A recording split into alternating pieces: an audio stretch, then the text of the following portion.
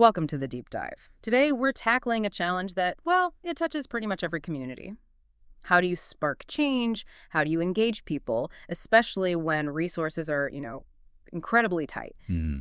Have you ever found yourself wondering, maybe seeing an organization doing great work on a shoestring budget and thinking, how do they manage to really connect, make their message stick, and create that lasting impact? It's a huge question. It really is. It's a common hurdle. But our sources today offer some brilliant, really practical solutions. That's absolutely right. This deep dive is all about uncovering those smart, lean strategies for education, for outreach. We're drawing on some fascinating insights from a key presentation. It was at WaterJam 2025. Right, the conference for water utility pros. Exactly. But don't let that specific context fool you.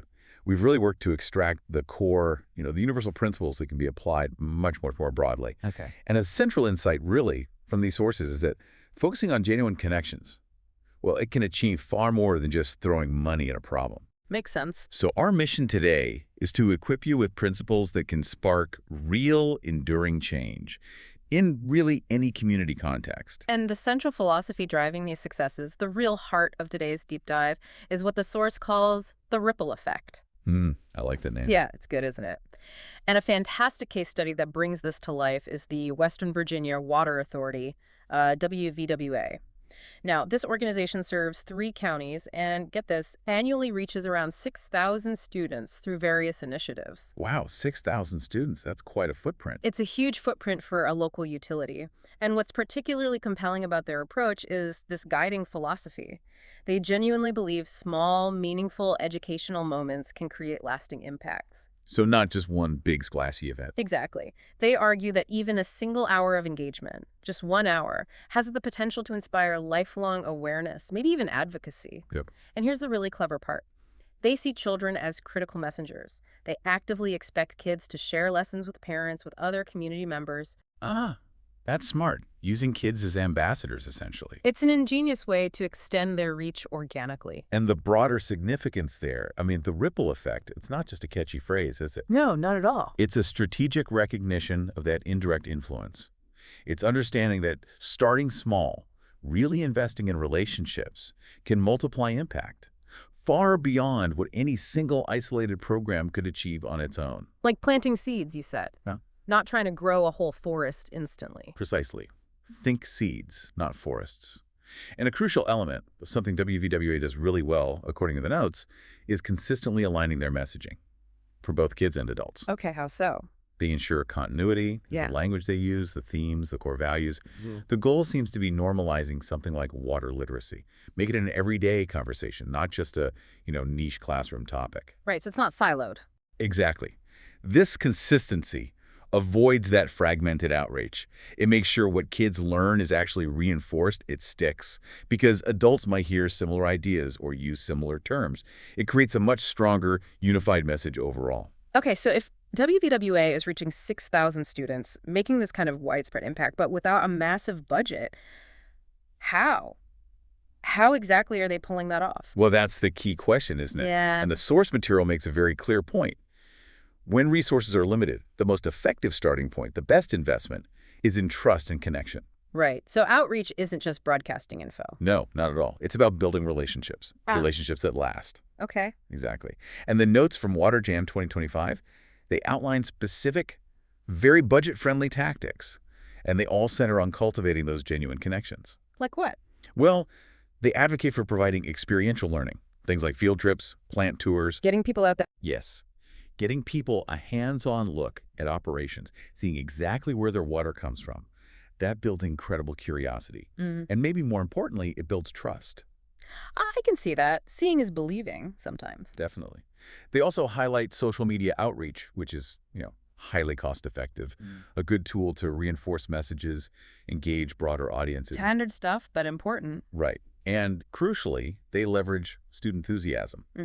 Children often act as these genuine ambassadors. They bring information home in ways that really resonate with families, sparking conversations adults might not otherwise have. That messenger idea again. Exactly. So the challenge then becomes, okay, how do you cultivate that initial connection effectively? Right. Where do you start? The sources suggest starting small.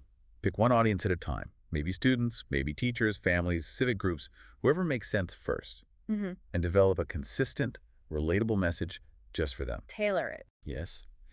Then, create those experiences we talked about, a field trip, a tour, a classroom visit, the section, something that builds curiosity and a sense of ownership. And critically, make it interactive. Don't just talk at them. Precisely. Give people something tangible they can take home, a fact, an activity sheet, maybe even just a story, so they naturally share it with others.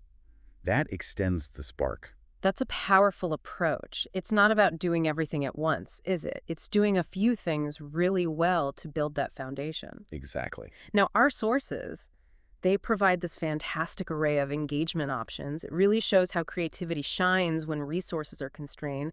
You don't need to implement every single idea, but diversifying your methods, that lets you create multiple touch points. Each one might be small, but they reinforce the core message. And you can tailor them. Right, tailoring the approach to the specific community you're trying to reach, that seems key. Indeed. And the sources give us this rich menu of ideas. We can kind of group them into a few core strategies. First, you've got what I call direct personal engagement. Okay, face-to-face stuff. Exactly. Being present, being interactive. Think about community presentations. Going to speak to groups like HOAs or Rotary clubs. Bring visual aids maps, maybe even physical models. Offer simple takeaways like magnets or maybe branded water bottles. Something memorable. Right.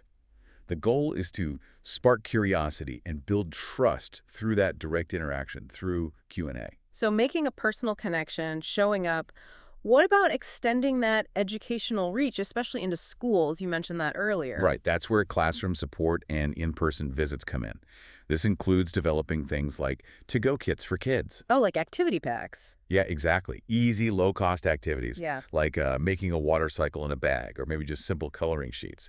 Kids take these home, and boom, direct ripple effect into the families. Clever. And we also see lesson kits for teachers. These are aligned with state standards of learning SOLs, in Virginia's case, and they're often rotatable by grade level.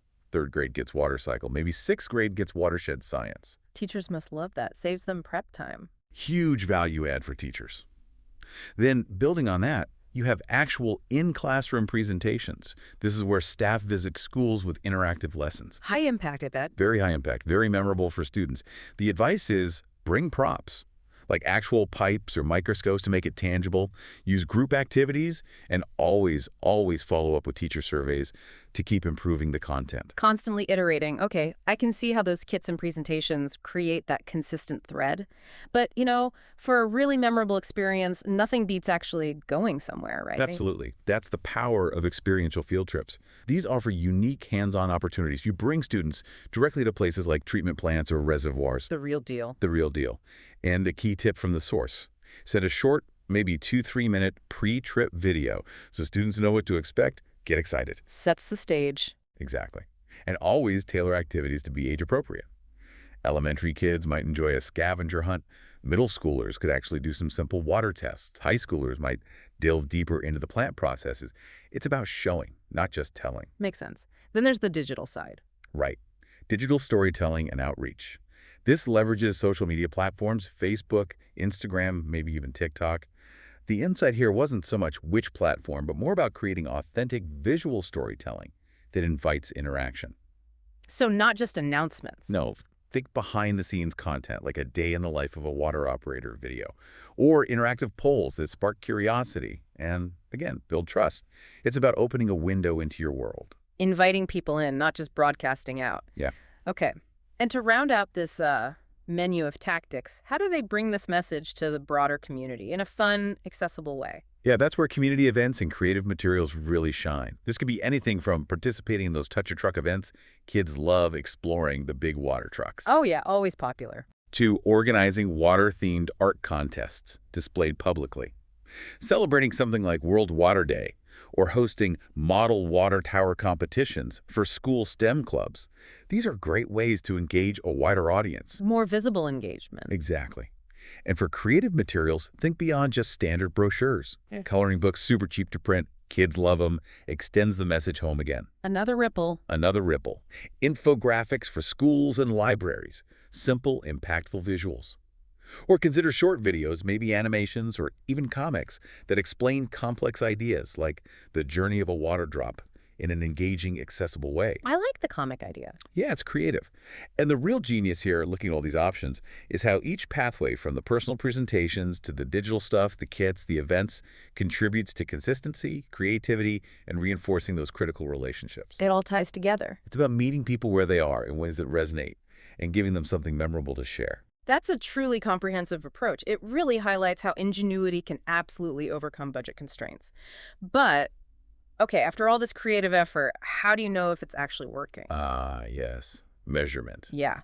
For something as subtle as a ripple effect, how do you track that long-term indirect influence? That seems tricky. It is tricky, and that's the million-dollar question, right? The sources are clear.